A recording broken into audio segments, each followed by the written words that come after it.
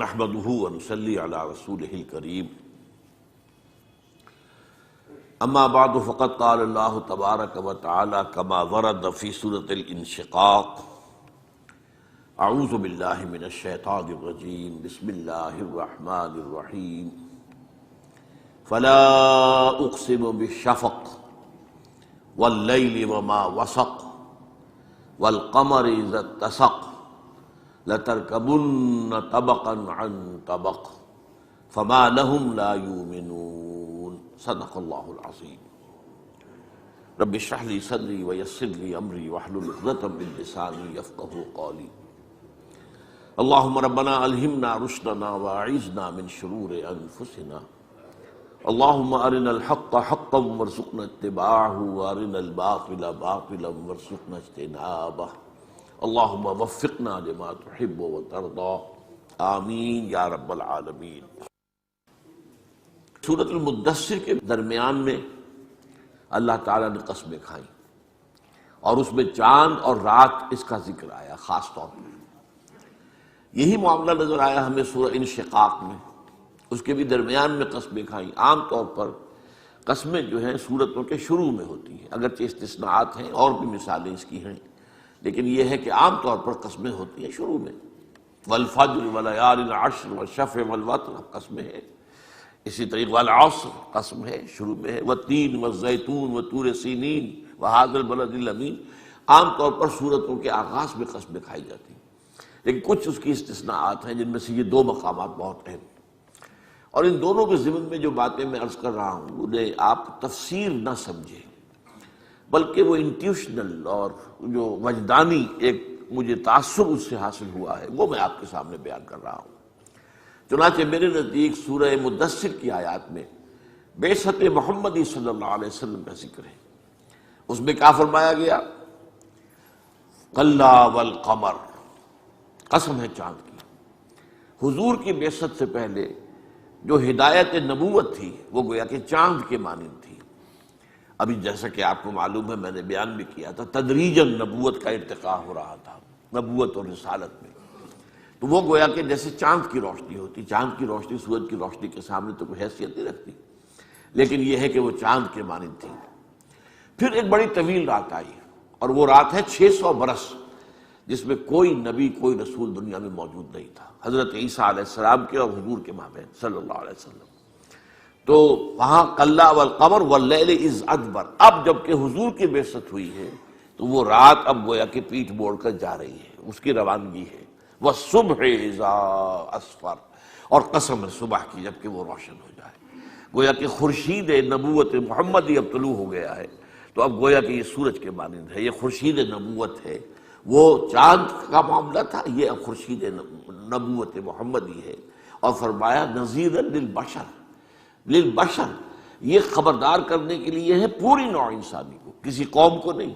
اسی لیے جیسا کہ بعد میں واضح کیا گیا وما ارسلناک الا کافۃ للناس بشیرا ونذیرا، اے نبی ہم نے آپ کو نہیں بھیجا ہے مگر تمام نوع انسانی کے لیے بشیر و نذیر بنا کر۔ تو یہ گویا کہ چونکہ سورہ مدثر کے شروع میں حضور کی بعثت ہی کا ذکر ہے، یا ایھا المدثر قم فانذر وربک فکبر، یہ سارا معاملہ کیا ہے؟ بعثت محمدی صلی اللہ علیہ وسلم کا۔ اسی طریقے سے یہ جو ہے جو میرا آج کا زیادہ موضوع ہے، اگرچہ پچھلے جمعے میں میں کچھ بیان کر چکا ہوں لیکن اس میں کچھ خلا رہ گئے تھے جنہیں میں آج پورا کروں گا۔ یہ جو قسمیں کھائی گئی ہیں، فلا اقسم بالشفق واللیل وما وسق والقمر اذا اتسق لترکبن طبقا عن طبق، وہاں بھی تین، یہاں بھی تین قسمیں، وہاں بھی رات اور چاند کا ذکر، یہاں بھی رات اور چاند کا ذکر، یہ یوں سمجھیے مشابہت میں ہیں دونوں مقامات میں۔ اب اس کا پس منظر کیا ہے ان آیات کا؟ حضور صلی اللہ علیہ وسلم پر خورشید نبوت طلوع ہو گیا، لیکن اس کے بعد جلد ہی ایک زوال کا آغاز ہو گیا، جیسا کہ حضور نے خود فرما دیا تھا بدا الاسلام غریبا وسیعود کما بدا فطوبی للغرباء۔ خلافت راشدہ کے اختتام کے ساتھ ہی وہ جو زوال کا آغاز ہوا ہے، اس لیے کہ اسلامی نظام جس میں وہ خلافت کا نظام تھا کہ وہ شورائی نظام تھا، وہ تو مسلمانوں کے مشورے سے کوئی خلیفہ مقرر ہوتا تھا، اہل ترین آدمی، کوئی موروثی نظام تو نہیں تھا۔ اب وہ ملوکیت کا دور آ گیا تو گویا کہ ایک منزل گر گئی، پھر رفتہ رفتہ اور زوال ہوتا چلا گیا۔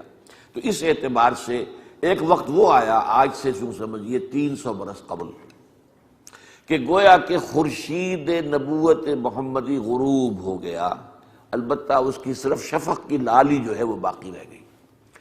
اسلام ایز اے دین پوری دنیا میں کہیں نہیں رہا، as a then, as a مذہب تو ہے، مسلسل رہا ہے، انگریز کے دور میں بھی رہا ہے، ہر جگہ رہا ہے۔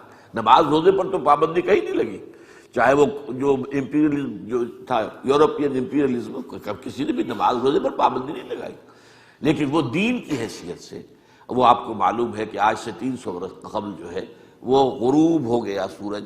اب سورج کے غروب ہونے کے بعد جو ہے آپ کو معلوم ہے شفق کی لالی رہتی ہے، روشنی کچھ دیر تک رہتی ہے۔ اب گویا کہ دنیا میں جو باقی رہ گئی تھی وہ نبوت کی تعلیم کی شفق کے مانند تھی۔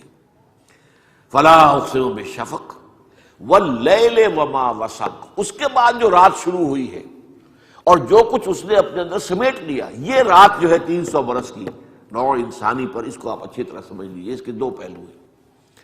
اس طویل رات میں پہلا کام کیا ہوا؟ امت محمد صلی اللہ علیہ وسلم غلام ہو گئی۔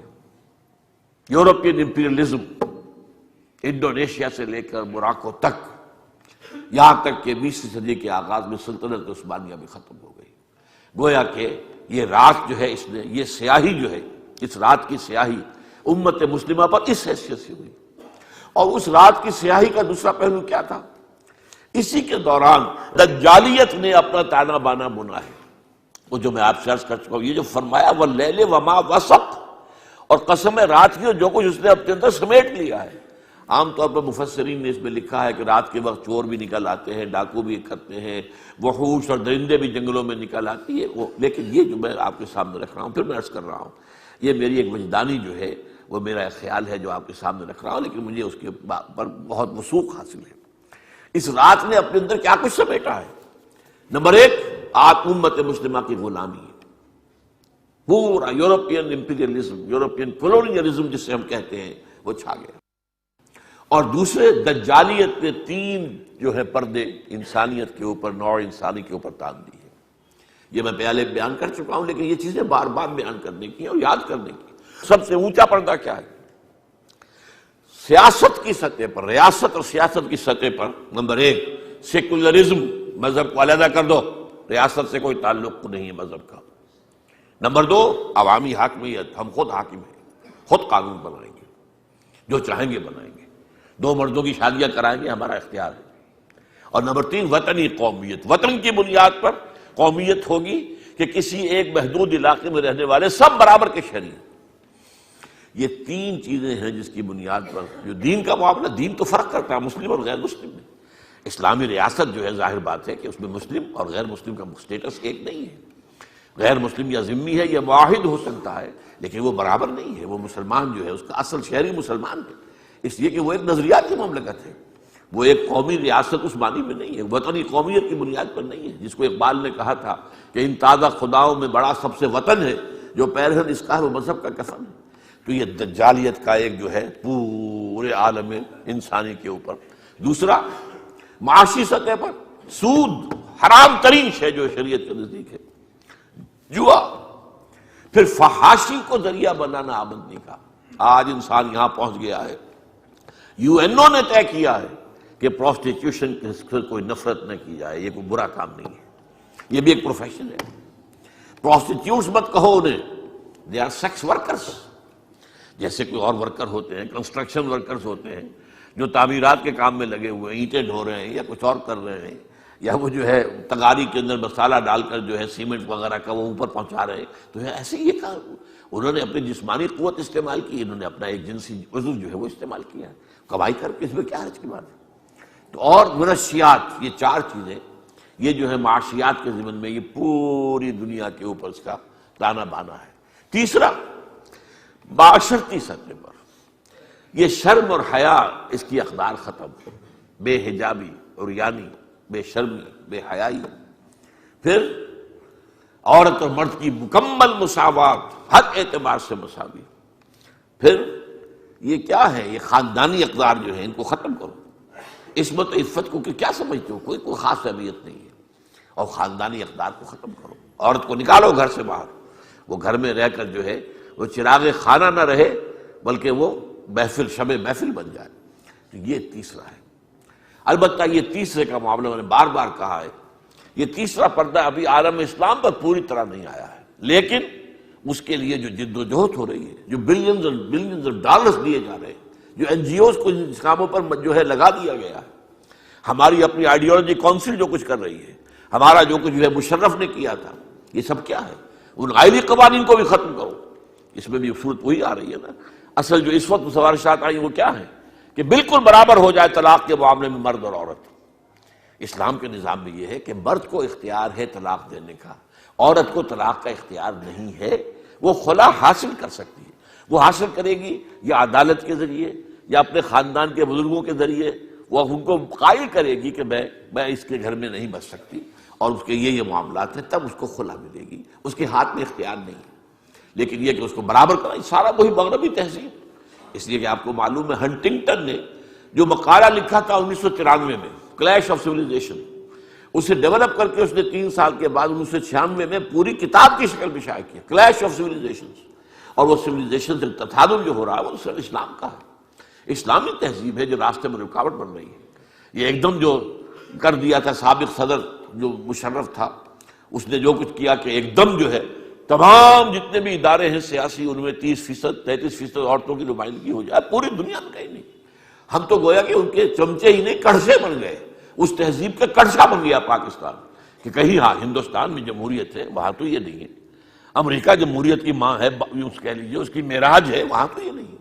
لیکن ہم نے آگے بڑھ کر کہ تم جو کہتے ہو تشویٰ ابرو کا اشارہ چاہیے، ہم آگے سے آگے نکل جائیں گے. تو یہ ہے در حقیقت کہ وہ کائرو کانفرنس، پھر بیجنگ کانفرنس، پھر بیجنگ +5 کانفرنس، یہ سب ہے اس دجالی فطرت جو فتنہ ہے، اس کی تیسری جو چادر ہے اس کو عالم اسلام پر بھی پوری طرح اڑا دیا جائے. اس لیے کہ ابھی عالم اسلام میں کچھ خاندانی اقدار باقی ہیں، کچھ شرم و حیا اور کچھ عزت و عفت کی اقدار باقی ہیں، کچھ خاندانی نظام جو ہے اس کی کچھ قدریں باقی ہیں، ان کو ختم کرنے کے درپے ہیں. اب یہ آگے چلیے. اس کے ساتھ جو میں نے کہا کہ جو پورا عالم اسلام جو ہے وہ کولونیلزم کے تحت آ گیا تھا، اس کی جو اب شروع ہوئی ہے انتہائی کیفیت، وہ 1990 کے بعد سے شروع ہوئی. 1990 میں نمبر 1 USSR ختم ہو گیا. اس سے پہلے تو جو ایک مقابلے میں تھا، امریکہ کے مقابلے میں یا ویسٹ کے مقابلے میں کوئی نظام اگر تھا جو اسے چیلنج کر رہا تھا، وہ ختم ہو گیا زمین بوس. اور امریکہ کو حیثیت حاصل ہو گئی سول سپریم پاور آن ارتھ، زمین کی عظیم ترین قوت. اب کوئی مقابلے میں نہیں، انا ولا غیری. یہی وجہ ہے کہ میں نے کئی دفعہ آپ کو بتایا ہے کہ ایئر فورس چیف آیا تھا امریکہ کا، اور کراچی میں موری پور ایئر بیس پر اس نے ہمارے ایئر فورس کے آفیسرز کو خطاب کیا. تو اس وقت کہہ دیا تھا، یہ تو کوئی 10-15 سال پہلے کی بات ہے، کہ امریکہ اس وقت ایک مست ہاتھی کے مانند ہے، جو سامنے آئے گا کچلا جائے گا. یہ کہہ کر گیا، کھل کر گیا. پہلے باتیں ڈھکے چھپے ہوتی تھی، اس لیے کہ اندیشہ ہوتا تھا کہ ایک دوسری طاقت بھی موجود ہے. ہم نے کسی ملک کو ذرا ڈرایا دھمکایا تو وہ اس کا سہارا لے لیں گے، اس کی گود میں چلے جائیں گے، اور وہ روس کے کیمپ پہ چلے جائیں گے، USSR کے کیمپ کے ساتھی بن جائیں گے. جیسے کہ بھارت بنا، جیسا ہی ہم نے امریکہ کا سہارا لیا، بھارت فوراً جو ہے وہ روس کی جھولی میں چلا گیا. اور اسی نے کشمیر کے مسئلے کو ہمیشہ حل ہونے میں رکاوٹ ڈالی، روس نے ڈالی. USSR نے ہمیشہ ویٹو کیا. کوئی بھی اگر آیا ہے کوئی کشمیر کے معاملے میں UN کے اندر ریزولوشن، ویٹو کرنے والا USSR، اس لیے کہ وہ بھارت جو ہے اس کا حمایتی تھا یا اس کا حمایت یافتہ تھا. اب جیسے کہ میں نے ایڈریس کیا تھا کہ یہ جو تیسری چادر ہے، اس کے ضمن میں خاص طور پر میں ایک آیت کا حوالہ دینا چاہتا ہوں. یہ جو فطرت کا نظام ہے، اللہ نے مرد کو مرد بنایا، عورت کو عورت بنایا، جسمانی فرق ہے، نفسیات کا فرق ہے، یہ سارے فرق سب تباہ کر کے اس مغربی تہذیب نے وہ کام کیا ہے جس کو سورہ نساء میں ایک جگہ پر ابلیس نے اللہ تعالیٰ کو چیلنج کرتے ہوئے کہا تھا، اے باری تعالیٰ تو نے انسان کو، آدم کو مجھ پر فوقیت تو دے دی ہے، لیکن دیکھ میں یہ کچھ کروں گا. وہ لمبی آیت ہے، اس کا ایک ٹکڑا میں آپ کو سنا رہا ہوں. وَلَآمُرَنَّهُمْ فَلَيُغَيِّرُنَّ خَلْقَ اللَّهِ، میں انسانوں بنو آدم کو حکم دوں گا اور یہ اللہ کی تخلیق کو تبدیل کریں گے. مرد عورتوں کا سا لباس پہنے، عورتیں مردوں کا سا لباس پہنے. اور یہ ایک زمانے میں تو ہو گیا تھا، اب کچھ کم ہو گیا، یونی سیکس ڈریس. ایک ہی قسم کا لباس ہونا چاہیے مرد کا اور عورت کا، پتہ ہی نہ چلے۔ وہ تو یہ ہے کہ اگر آپ بیک سے دیکھ رہے ہو تو پتہ ہی نہیں چلے گا کہ یہ مرد ہے یا عورت ہے، وہ تو سامنے سے پھر بھی شاید کوئی نظر آ جائے، ورنہ پتہ ہی نہیں چلتا۔ یہ یونیسیکس ڈریس ایک زمانے میں بڑا چرچا ہوا تھا اس کا، اور اب جیسا کہ آپ کو معلوم ہے جب دو مردوں کی شادیاں ہو رہی ہوں، دو عورتوں کی شادیاں ہو رہی ہوں، تو یہ اللہ کی فطرت، اللہ کی خلقت، اللہ کی تخلیق، اس کے خلاف بغاوت نہیں، اس کے اندر تغیر۔ فَلَا آمُرَنَّهُمْ فَلَيُغَيِّرُنَّ خَلْقَ اللَّهِ، وہ اللہ کی تخلیق کے اندر تبدیلی کر دیں گے۔ بہرحال 1990 کے بعد سے میں نے عرض کیا آپ کو بتایا تھا 4-5 نکاتی ایجنڈا ہے کہ جس پر بہت مسلسل غور ہو رہا ہے، یورپ کے اندر ہو رہا تھا، اور ان کو سمجھنا ضروری ہے۔ یہ سٹرینڈز ہیں جو کہ ایک رسی کے اندر جیسے کہ ہوتی ہیں لڑیاں، ان کو آپ بٹ دیتے ہیں تو رسی بنتی ہے، تو لڑیاں کون سی ہیں؟ نمبر 1، یہ جو حیثیت حاصل ہو چکی ہے امریکہ کو سول سپریم پاور آن ارتھ کی، اس کو کیسے برقرار رکھا جائے۔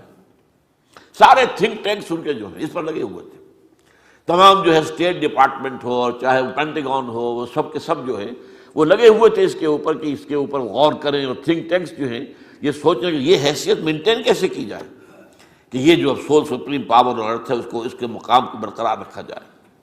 نمبر 2، دجالی تہذیب کی تکمیل کا ایجنڈا، وہی کلیش آف سویلائزیشن، کہ اس کا جو ایک حصہ رہ گیا ہے ابھی، اس کے ایجنڈے کا ایک حصہ بھی ذرا آدھا جو ہے پورا ہوا ہے، ابھی آدھا باقی ہے، عالم اسلام کی حد تک اس کو پورا کیا جائے۔ نمبر 3، زائنزم کا 5 نکاتی، زائنسٹ جیوز بھی ہیں، زائنسٹ کرسچنز بھی ہیں، ان دونوں کا متفق علیہ 5 نکاتی ایجنڈا ہے۔ آرمگیڈون میں گنوا رہا ہوں، کئی دفعہ بات ہو چکی ہے، آرمگیڈون بڑی عظیم جنگ ہو، کریشن آف دی گریٹر اسرائیل، عظیم تر اسرائیل کے جو اسرائیل کا جو ہے پیش نظر ہے، جو ان کا ہدف ہے۔ نمبر 3، مسجد اقصی اور قبۃ الصخرہ کو گرانا۔ نمبر 4، تھرڈ ٹیمپل وہ تعبیر کرنا، اور نمبر 5، وہاں لا کر تھرون آف ڈیوڈ، حضرت داؤد علیہ السلام کا تخت جو لا کے رکھ دینا۔ یہاں تو 4 ان میں متفق نہیں۔ آگے یہ کہ عیسائیوں کا خیال یہ ہے کہ عیسائی حضرت عیسیٰ علیہ السلام زمین پر نازل ہو کر اس تخت پر بیٹھ کر حکومت کریں گے پوری دنیا پر، اور یہودیوں کا خیال ہے ان کا مسیح جس کا وہ منتظر ہیں ابھی تک، وہ آئے گا اور وہ تخت پر حکومت کرے گا، جس سے ہم کہتے ہیں کہ وہ دجال ہوگا، اور عیسائی بھی اسے دجال کہتے ہیں، جو اینٹی کرائسٹ ہوگا، جو آ کر دعویٰ کرے گا کہ میں مسیح ہوں، حالانکہ وہ مسیح نہیں ہوگا۔ اس سے اصلی مسیح حضرت مسیح عیسیٰ ابن مریم جو ہے علیہ الصلوۃ والسلام، وہی آ کر قتل کریں گے۔ تو یہ 5 نکاتی ایجنڈا جو ہے اس کو مکمل کرنا ہے، اور یہ تمام چیزیں جو ہیں، اور چوتھی چیز عالم ارض کے تمام قدرتی وسائل پر قبضہ کرنا، خاص طور پر تیل، باقی اور بھی منرل جو ہے، ویلتھ جو ہے دنیا کی اس کو بھی، لیکن یہ کہ خاص طور پر ویلتھ۔ یہ 4 نکاتی ایجنڈا رہا ہے جو سارے تھنک ٹینکس کا موضوع رہا، غور و فکر، سوچ بچار، جس کا نتیجہ کیا نکلا؟ امریکہ نے ایک فیصلہ کیا، یہ بہت تاریخی بات ہے، اس کو نوٹ کیجئے۔ کیا فیصلہ کیا؟ اب ہم یہ نہیں دیکھیں گے کہ کوئی ہم پر حملہ آور ہو تو ہم جواب دیں، ہمیں ذرا بھی اندیشہ ہوا تو ہم پہلے سے حملہ کر دیں، پری ایمپشن۔ ہمیں کوئی فکر نہیں ہے، نہ عالمی رائے عامہ کی کوئی فکر ہے، اور نہ ہی ہمیں کوئی یونائٹڈ نیشن سے کوئی سروکار ہے، وہ مکتی رہے جو مکنا ہو اسے۔ اب ہمیں اپنے الائز کی بھی فکر نہیں ہے، ہم خود اتنے طاقتور ہیں، ہم یہ سارا معاملہ خود کر سکتے ہیں، اور جنگجوئی کا ایک نقشہ جو ہے، یہ جنگجو جو صدر تھا امریکہ کے صدور میں سے، یہ بش ثانی جو ہے، در حقیقت یہ جنگجو صدر کی حیثیت سے تاریخ کے اندر جائے گا۔ اس نے باقاعدہ جو ہے اس کو اصول بنا کر، اور اس کے لیے یہ ہے کہ انہوں نے ایک بہانہ بنایا پرل ہاربر کا، گویا کہ دوبارہ معاملہ جو کیا ہے، جس طریقے سے دوسری جنگ عظیم کے بعد پرل ہاربر کے حادثے کے نتیجے میں امریکہ جو ہے وہ جنگ دوم میں شروع ہوا تھا، جنگ عالمگیر جنگ دوم میں، اسی طریقے سے انہوں نے اب خود اپنے ٹوئن ٹاورز کو گرایا تاکہ غصہ پیدا کرے، اور الزام لگا دیا القاعدہ اور اسامہ ابن لادن پر، اور اس کے لیے کہ اس قدر جوش اور خروش پیدا کر دیا، انتقام کا جذبہ، کہ پھر اس کو ان کو ہر طرح کی جو ہے وہ سینکشن جو ہے مالی اخراجات کی وہ ملتی چلی گئی۔ یہ سارا معاملہ انہوں نے کیا اس کام کے لیے کہ اس اپنے ایجنڈے کو پورا کریں۔ اب نوٹ کرنے کی بات کیا ہے، اس کا سارے ایجنڈے کا سب سے پہلا ہدف کیا ہے؟ عالم اسلام، میں بیان کر چکا ہوں کیوں۔ نمبر 1، نزلہ بر عضو ضعیف بھی ریزت، کمزور یہی ہے، عالم اسلامی کمزور ہے۔ نمبر دو، تیل کے عظیم ترین ذخائر اس کے قبضے میں، اس کے قدموں تلے۔ نمبر تین، دجالی تہذیب کا جو آدھا حصہ بھی رہتا ہے تیسرے پردے کا، اس کے راستے میں رکاوٹ یہی علاقہ ہے، یہی پر ہے ابھی وہ تہذیب جس میں عورت کا معاملہ عورت ہے، مرد ہے، عورت کا اور دائرہ کار ہے، مرد کا اور دائرہ کار ہے، عورت کے کچھ اور فرائض ہیں، مرد کے کچھ اور فرائض ہیں، عورت کے کچھ اور حقوق ہیں، مرد کے کچھ اور حقوق ہیں۔ وَلِلرِّجَالِ عَلَيْهِنَّ دَرَجَةٌ، مردوں کو عورتوں کے اوپر ایک فوقیت کا درجہ حاصل ہے، یہ قرآن کہتا ہے نا، یہ تو ساری نفی ہے۔ آج جو کہا جا رہا ہے کہ بالکل برابر ہر اعتبار سے، بالکل بکواس ہے، برابر نہیں ہے۔ اللہ تعالیٰ نے بنایا ہے، اللہ نے فرمایا ہے وَلِلرِّجَالِ عَلَيْهِنَّ دَرَجَةٌ الرِّجَالُ قَوَّامُونَ عَلَى النِّسَاءِ، یہ سارا قرآن مجید کا فلسفہ ہے، تو اس کو بھی مکمل کرنا ہے۔ اور نمبر چار، زائنزم کا جو ایجنڈا ہے وہ تو ظاہر بات ہے مشرق وسطیٰ سے متعلق ہے، وہیں پر گرانا ہے نا مسجد اقصیٰ کو اور قبۃ الصخرہ کو، اور ظاہر بات ہے کہ وہیں پر جو ہے گریٹر اسرائیل بننا ہے۔ یہ سارے ممالک اسی میں آئیں گے نا، عراق بھی آئے گا جو ان کا نقشہ ہے، پورا شام، جو شام کے یہ حصے ہیں اب جو، ورنہ یہ پورا ایک ملک ایک شام تھا، لبنان ہو، شام اس وقت کا سیریا ہو، یا یہ کہ جارڈن ہو، یہ سب ایک ملک تھا۔ بلاد شام، عراق عرب، شام عرب، قدیم زمانے میں یہ دو تھے۔ تو یہ اس کونے کو پھر مصر کا حصہ لینا ہے انہوں نے، سینائی پیننسولا پورا لینا ہے، سوا اس میں تو کوہ سینا ہے جہاں حضرت موسیٰ علیہ السلام کو اللہ تعالیٰ سے جو ہم کلام ہونے کا شرف حاصل ہوا، جہاں انہیں وہ 10 کمانڈمنٹس دیے گئے، جو پتھر کی تختیوں پر لکھے ہوئے احکام اشرا دیے گئے، وہ تو کہاں ہے؟ سینائی سینا کے اندر ہے۔ پھر یہ کہ جہاں پر آباد رہے ہم کئی سو برس تک، جو حضرت یوسف علیہ السلام کے زمانے میں چلے گئے تھے، سارے کے سارے بھائی پھر حضرت یوسف علیہ السلام کے اپنے خاندانوں سمیت آ گئے تھے، حضرت یعقوب بھی آ گئے تھے، تو وہاں رہے کئی برس تک، وہ بھی لینا ہے۔ پھر یہ کہ عرب کا بھی شمالی حصہ لینا ہے، جس میں کہ مدینہ بھی شامل ہے، خیبر وغیرہ تو ہے ہی، وہ تو ہمارے ہیں ہی، تھے ہی، لیکن مدینہ کے اندر بھی 3 قبیلے تھے یہودیوں کے، وہاں سے ان کو نکالا گیا تھا، لہذا وہ بھی ہمیں لینا ہے۔ اسی طرح ترکی کے جنوب کا حصہ بھی ہمیں لینا ہے۔ تو یہ سارا ایجنڈا جو ہے اس کا تعلق تو مڈل ایسٹ سے ہے، تو مڈل ایسٹ کا ایک نیا نقشہ بنانا یہ پیش نظر ہے، وہ شائع بھی کر رہے ہیں اس کو، اس کے سامنے اس کی طرف اقدام کرنے کے لیے۔ تو یہ در حقیقت 4 وہ اسباب ہیں جن کی وجہ سے اصل میں اس نئے، جس کو بھی میں کہوں گا نیو ورلڈ آرڈر جس کو کہا تھا، بش اول جو تھا اس کا باپ موجودہ بش کا، اس نے جیسے ہی عراق کا تہس نہس کیا تھا معاملہ، صدام پر حملہ کر کے اور اس کی فوج کا بھرکس نکالا، اس کے بعد اس نے کہا تھا اب نیو ورلڈ آرڈر کا وقت آ گیا ہے۔ یہ گویا کہ اس ایجنڈے کا آخری حصہ جو ہے اس کی تکمیل کا وقت آ گیا۔ اور یہ بش ثانی جو ہے اس کا بیٹا، وہ بھی ایونجلسٹ تھا، یہ بھی ایونجلسٹ ہے، وہ بلی گراہم کا مرید تھا، یہ اس کے بیٹے کا مرید ہے، اور یہ جو ہے یہ کہتا ہے وہ تو خدا نے حکم دیا ہے جنگ کرو، میں نے جنگ کی ہے، مجھے خدا نے حکم دیا ہے کہ یہ بمباری کرو، میں نے بمباری کی ہے۔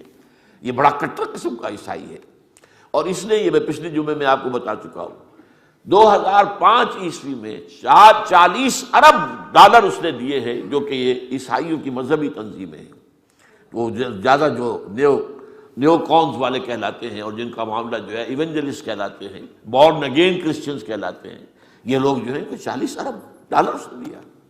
تو اس معاملے کے اندر جو ہے یہ ہے وہ معاملہ جو آج میں چاہتا ہوں کہ اب ذرا آپ ایک ایک کر کے عالم اسلام کے ممالک کا مختلف معاملہ سمجھ لیں۔ اس میں سب سے پہلا ہدف بنا ہے افغانستان۔ یہ کیوں؟ وہ جو 4 میں نے آپ کو لڑیاں بتائی ہیں، یہ جو بٹی ہوئی ہیں، اب ان کے حوالے سے دیکھیے، افغانستان میں عظیم ترین بات جو ہوئی وہ یہ کہ نظام اسلامی کی ایک ہلکی سی جھلک دنیا نے دیکھ لی۔ یہ وہ چیز ہے جو کسی صورت میں شیطان کو اور اس کے چیلوں کو اور اس کے جنڈوں کو گوارا نہیں ہے۔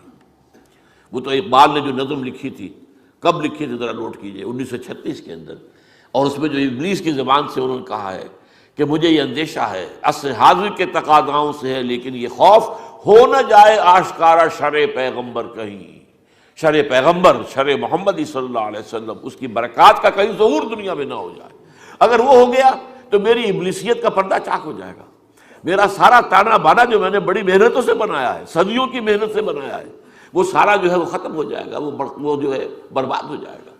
اس کی جھلک نظر آئی، اگرچہ ابھی کوئی اسلامی نظام وہاں قائم نہیں ہوا تھا، لیکن یہ ہے کہ چند سزائیں جو ہے اسلامی وہ نافذ کی گئی، نتیجہ یہ ہوا کہ 100% امن، پیس، نہ ڈاکہ رہا، نہ چوری رہی، نہ کوئی اور زیادتی رہی، نہ زنا رہا، نہ ریپ رہا، کچھ ختم، صرف اس لیے کہ سزائیں جو ہے شریعت کی نافذ ہو گئی۔ اور ایک حکم پر ملا ابھر کے، آپ کو معلوم ہے پاپی کی کاشت جو ہے زیرو ہو گئی، جو اربوں ڈالر امریکہ دیتا ہے کسی طریقے سے باز آ جاؤ، خدا کے لیے یہ پیسے لے لو، تم یہ پاپی کاشت نہ کرو، لیکن نہیں، پاپی ہو رہی، ہر سال زیادہ بڑھ رہی ہے، مقدار اس کی جو ہے وہاں پر بڑھتی چلی جا رہی ہے، اور وہاں ایک حکم آیا تھا اور بات ختم ہو گئی تھی۔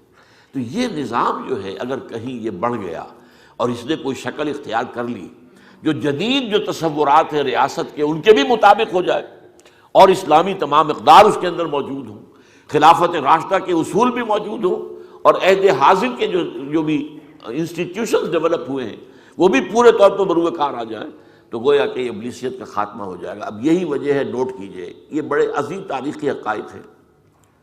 تاریخ انسانی کا جتنا بڑا کولیشن بنا ہے افغانستان پر حملے کے لیے، وہ پھر کبھی نہیں بنا، اس سے پہلے بنا نہ اب بنے گا۔ عراق پر تو نہیں بنا، نیٹو کی فورسز تو عراق میں نہیں گئی، کیوں نہیں گئی؟ یہاں کیوں آئیں؟ اس لیے کہ الکفر ملت واحدہ، اور ملت واحدہ کو سب سے بڑا اندیشہ اسلام سے، لہذا چاہے وہ امریکہ ہو، چاہے وہ یورپ ہو، اسی طریقے سے ان کو جو ہے پشت پناہی حاصل رہی ہے، روس کی بھی اور چین کی بھی۔ گورڈن براؤن جو وزیر اعظم ہے برطانیہ کا، اس نے بیان دیا باقاعدہ واشنگٹن میں کہ ان قریب چین بھی اپنی فوجیں افغانستان میں بھیج دے گا۔ اب آپ سوچیے کہنے والا کون ہے؟ یہ کوئی عام اخباری نہیں ہے، کوئی صحافی نہیں ہے، برطانیہ کا وزیر اعظم ہے، اس نے کچھ کہا ہے تو بیک گراؤنڈ میں کچھ ہے موجود لازم، اگرچہ چند دن کے بعد چین کی طرف سے تردید آ گئی، لیکن عام طور پر آپ کو معلوم ہے موجودہ سیاست کا معاملہ جو ہوتا ہے کہ یہ اسی طریقے سے ایک بات آئی، پھر تردید آئی، پھر معلوم ہوا نہیں کچھ تھا، پھر بعد میں کھل کر آ گیا، پہلے وہ کوئی ایک فیلر آیا، اس کے بعد جو ہے رد عمل دیکھ کر، لیکن معلوم ہوتا ہے کہ یہ موجود۔ اس کی وجہ کیا ہے؟ وجہ وہی سمجھ لیجئے کہ افغانستان کے اندر اس بات کا امکان ہے کہ یہاں ایک صحیح اسلامی ریاست قائم ہو جائے، اس کا امکان نظر آیا، لہذا سب سے بڑا کولیشن بن گیا۔ اور اس میں جیسا کہ میں نے ابھی عرض کیا ہے کہ چین کے بھی، میں سمجھتا ہوں چین آئے گا اس میں، یہ چین کو خود اندیشہ ہے، اس کا جو اتنا بڑا صوبہ ہے سنکیانگ، جہاں پہ اکثریت عظیم مسلمانوں کی ہے، وہاں پر بھی تو یہ تحریک، آخر آج کل آپ کو معلوم ہے کوئی ویزا نہیں چاہیے تھاٹ کو، کسی فکر کے لیے تو کوئی نہ ویزا ہے نہ پاسپورٹ ہے، وہ تو جاتا ہے، نہ کوئی پہاڑ روک سکتا ہے، نہ کوئی دریا روک سکتا ہے، وہ ساری چیزیں جو ہے جا رہی ہیں، اور افغانستان کا ایک کونا جا کر مل بھی جاتا ہے چین کے ساتھ۔ یہ جو ایک پٹی سی آتی ہے اوپر، واخان کی پٹی جو ہے، اس کا ایک جو ٹپ جو ہے جا کر چائنا کے ساتھ جڑتا ہے، ملتا ہے، چائنا بھی اس کی گویا کہ سرحدوں کے اندر شامل ہے، تو ان کو خطرہ ہے یہاں سے جو ہے ہمارے خلاف جو ہے، اور ہماری اگر یہ تمام چیزیں جو ہیں ہمارے صوبہ سنکیانگ کے اندر آ گئی تو ہمارے لیے معاملہ مشکل ہو جائے گا۔ تو پہلی بات تو یہ ہے کہ اسلامی نظام کے ایک امکان کا معاملہ پیدا ہوا افغانستان میں، لہذا سب سے بڑی جو ہے، اور میں محسوس کرتا ہوں کہ یہ گویا کہ معلوم ہے بن اسرائیل کو، یہ جو ہمارے ہاں حدیث ہے بیان ہوئی ہے، حضور صلی اللہ علیہ وسلم نے فرمایا کہ یخرج من خراسان رایات سود لا یردھا شیء حتی تنصب بإیلیاء، خراسان کے علاقے سے سیاہ پرچم لے کر فوجیں جائیں گی، ان کا رخ کوئی موڑ نہیں سکے گا جب تک کہ وہ جا کر یروشلم میں نصب نہ ہو جائیں جھنڈے پرچم۔ معلوم ہوتا ہے کہ اس حدیث کا علم انہیں ہے کہ یہیں سے معاملہ شروع ہونا ہے، خراسان سے، حدیث نبوی میں ذکر ہے، لہذا گویا کہ وہ اس کو مسخر کر لینا چاہتے ہیں، وہ اپنے پنجے یہاں تو گڑے رکھنا چاہتے ہیں مضبوطی کے ساتھ۔ اوباما نے بھی یہ کہا میں عراق سے فوج نکال لوں گا، افغانستان میں مزید داخل کروں گا، یہ اوباما کا بھی ایجنڈا یہی ہے۔ اور اس کے عراق کے معاملے میں اندر ظاہر بات ہے کہ پہلے بھی لوگ نہیں آئے اس کے ساتھ، لیکن وہ بعد میں عرض کروں گا کہ عراق کا معاملہ کیا تھا۔ عراق کا معاملہ صرف دو چیزیں تھیں، اس میں لڑیاں جو تھیں دو تھیں ان چار میں سے، تیل کے ذخائر، اور نمبر دو فرسٹ ایکسٹینشن آف اسرائیل، پہلا جو ہے آغاز ہونا تھا اسرائیل کی ایکسٹینشن، گریٹر اسرائیل کی طرف پہلا قدم عراق پر، اس لیے کہ جیسے ہی صدام کو شکست ہوئی اور وہ گرا ہے، اس کے مجسمے بھی گرائے گئے ہیں بغداد میں، تو فوراً شیرون نے جو اس کا وزیر اعظم تھا اسرائیل کا، اس نے کہہ دیا تھا ان قریب عراق پر ہماری حکومت ہوگی، اور پہلے تو ہم صرف فرات تک مانگتے تھے، اب ہمارا مطالبہ جو ہے وہ دجلہ تک ہے، ٹائگرس تک ہے، وہاں تک ہم لیں۔ تو معلوم ہوا یہ دو، تو عراق میں تو یہ دو چیزیں تھیں، افغانستان میں تو یہ گویا کہ افغانستان کا ایک ایجنڈا اور ہے امریکہ کا، اس کو ایک ضرورت ہے۔ ایک اسرائیل کو اس نے کریٹ کیا ہے عالم اسلام کے، عالم عرب کے گویا کہ خنجر کے طور پر، وہاں پر اپنے پاؤں جمائے ہیں اسرائیل کے ذریعے سے۔ اس سے ایک اسرائیل چاہیے in the heart of Asia, Asia کے بالکل مرکز کے اندر، قلب میں آ کر کوئی اسرائیلی حکومت کی طرح کی حکومت جو اس کی پشت پناہ ہو اور جو اسی کے اشاروں پر ناچے اور اسی کے ایجنڈے کی تکمیل کے اندر جو ہے اپنی تمام وسائل و ذرائع صرف کر دے، انہیں مطلوب ہے۔ اس کے لیے انہوں نے افغانستان کو منتخب کر لیا ہے۔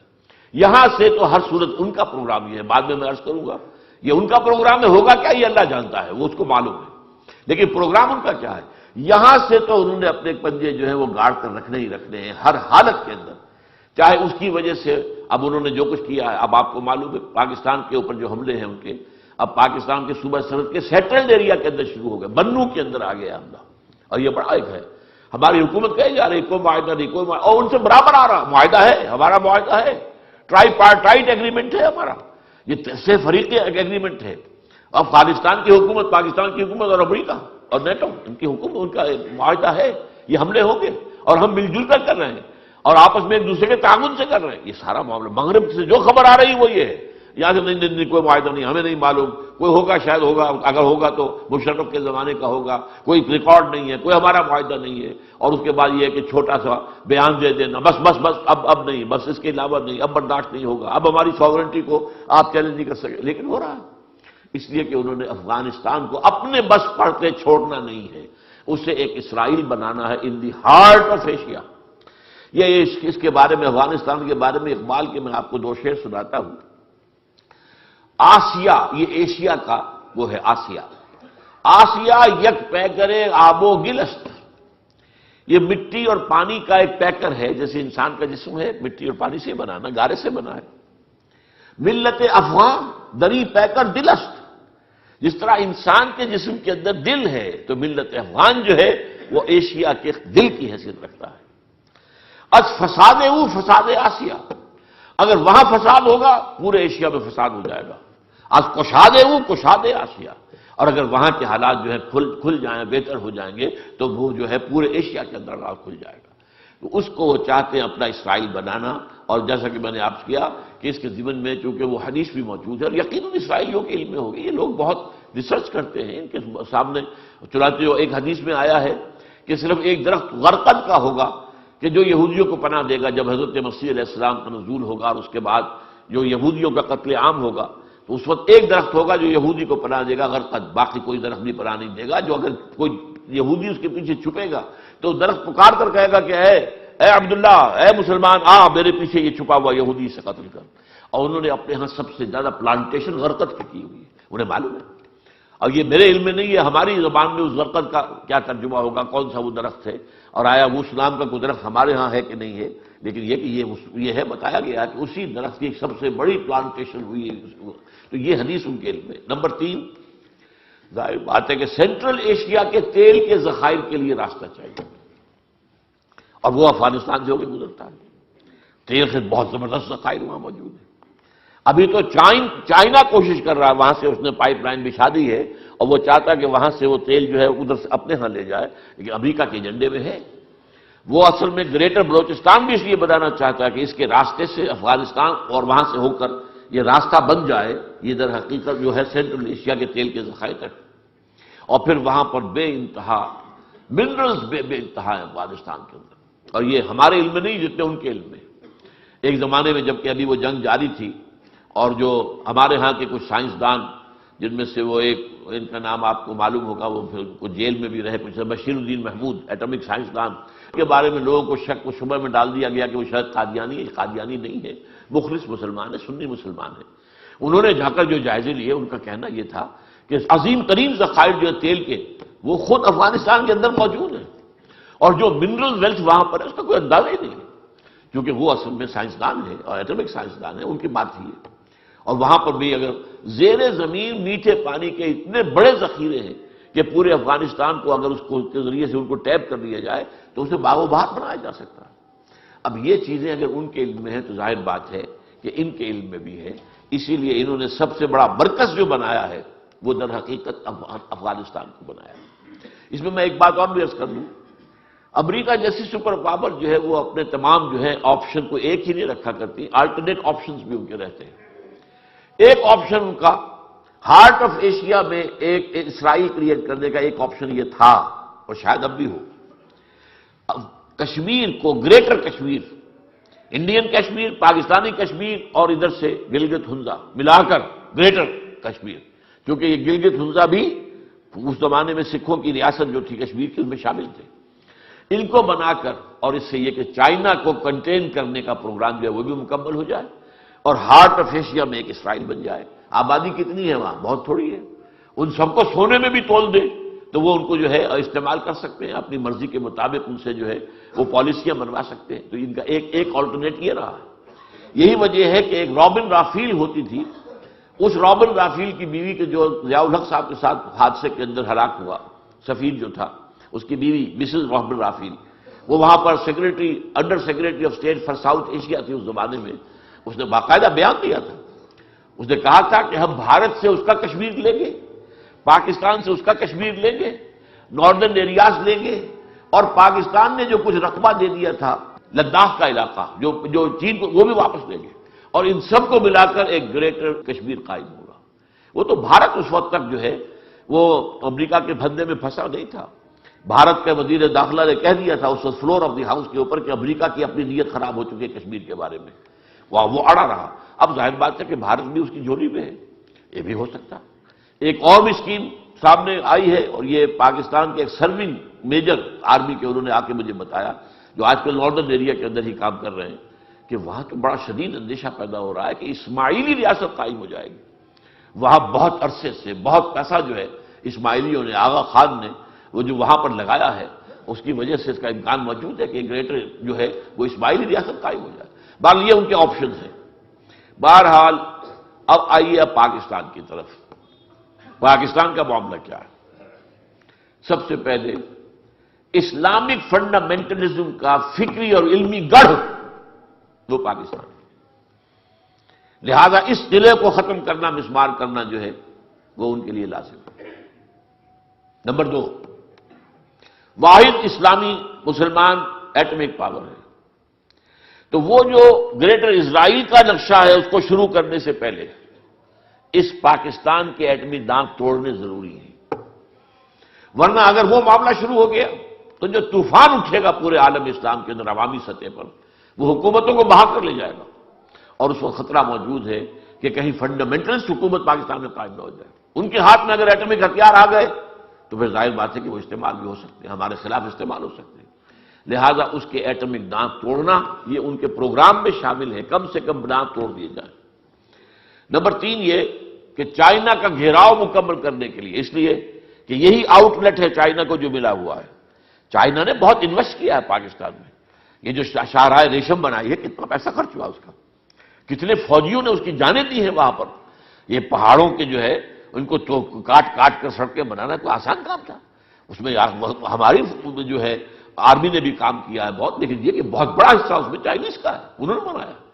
وہ اس کے ذریعے سے پاکستان، اور پھر اس سے آگے گوادر کے ذریعے سے وہ چاہتا ہے کہ یہ جو ہے مڈل ایسٹ کا معاملہ جو ہے اس کے ساتھ اس کے تجارتی روابط جو ہے براہ راست وہ لمبا سفر کر کے، اور چائنا سے وہ پیسیفک اوشن سے ہو کر، پھر ملاکا، اسٹریٹ آف ملاکا سے ہو کر، پھر انڈین اوشن سے گزر کر، اور پھر کہیں پہنچنا مڈل ایسٹ میں، اور کہاں یہ ہے کہ سیدھا شاہراہ ریشم کے ساتھ سے اتر کر اور وہ آ جائے، اور وہ گرم پانی جو ہے اس کے بحر عرب کے اس میں پہنچ جائے۔ تو ایک تیسرا پروگرام یہ بھی ہے۔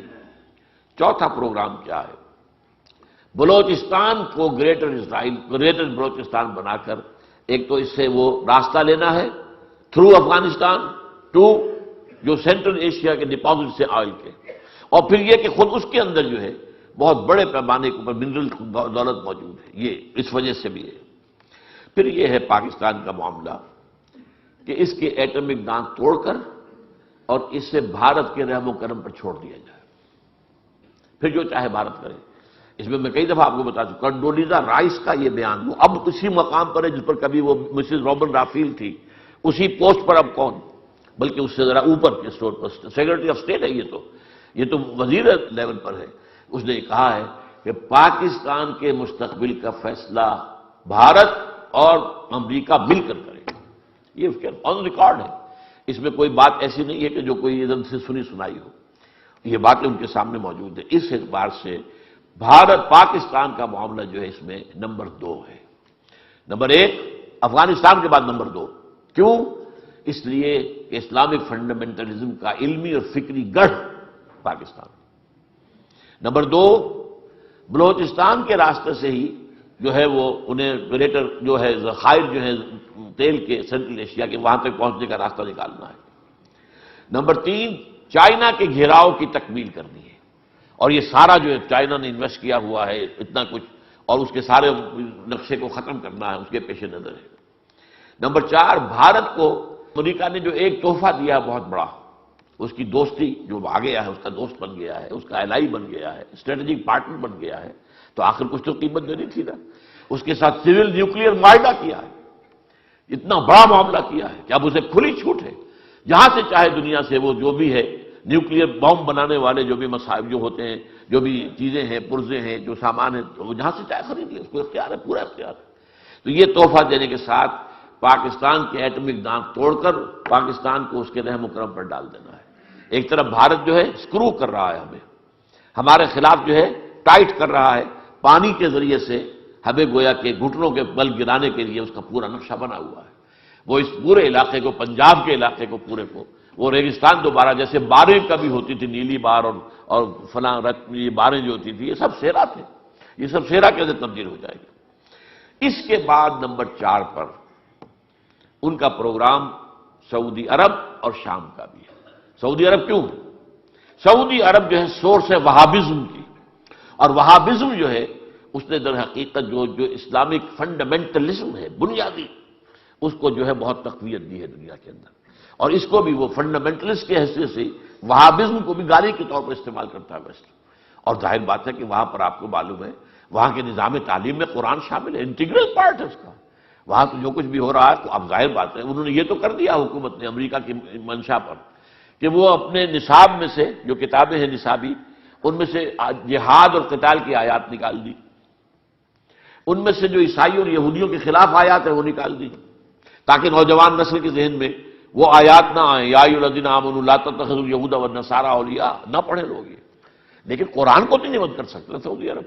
قرآن تو ان کی رگوں پہ میں ہے، قرآن تو پڑھا جا رہا ہے، قرآن تو پڑھا جائے گا، پڑھا جاتا رہے گا. لہذا اس کے ہاں وہ بھی فنڈامنٹلزم کا چونکہ بڑی سورس ہے. اور آپ کو معلوم ہے کہ ہولی سائٹس کے اوپر جو ہے حملہ کرنے کا معاملہ امریکہ میں آ چکا ہے.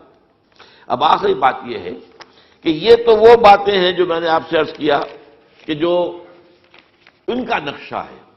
لیکن یہ کہ جیسا کہ ہمیں معلوم ہے اسلام میں جیسے ہی غربت کا آغاز ہوا تھا، تجدیدی مسائل کا بھی آغاز ہو گیا تھا. یہ تجدیدی مسائل جو ہیں 1400 برس میں تدریجاً بڑھتے بڑھتے بڑھتے وہ اب اپنے کلائمیکس کو پہنچنے والی ہے.